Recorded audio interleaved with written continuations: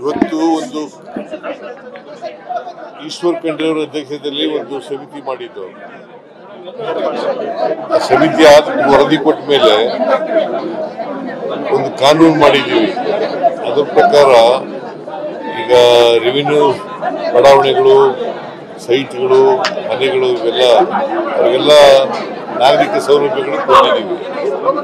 ಅವ್ರು ಯಾರು ಕೂಡ ಸರ್ಕಾರಕ್ಕೆ ಕಂದಾಯ ಕಟ್ತಾ ಇದ್ದಾರೆ, ತೆರಿಗೆ ಕಟ್ತಾ ಇದ್ದಾರೆ. ಅದಕ್ಕೆ ಒಂದು ಬಿ ಖಾತೆ ಅಭಿಯಾನ ಮಾಡಬೇಕು ಅಂತ ಹೇಳಿದ್ದೀವಿ.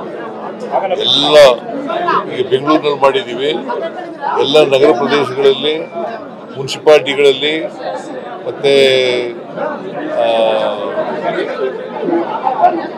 ನಗರಾಭಿವೃದ್ಧಿಗೆ ಬರ್ತಕ್ಕಂಥ ವ್ಯಾಪ್ತಿಯಲ್ಲಿ ಮಾಡ್ತಾ ಇದ್ದೀವಿ. ಸೊ ಅದಕ್ಕೆ ಎಲ್ಲ ಡಿಸಿಗಳು ಮತ್ತೆ ಇವರು ಯಾರು ಯೋಜನಾ ಇಲಾಖೆಯವರು ಮತ್ತೆ ಇತರ ಅಧಿಕಾರಿಗಳು, ಸಿಇಒ ಅದೆಲ್ಲ ಮೀಟಿಂಗ್ ಮಾಡಿ ಹೇಳಿದ್ದೀವಿ.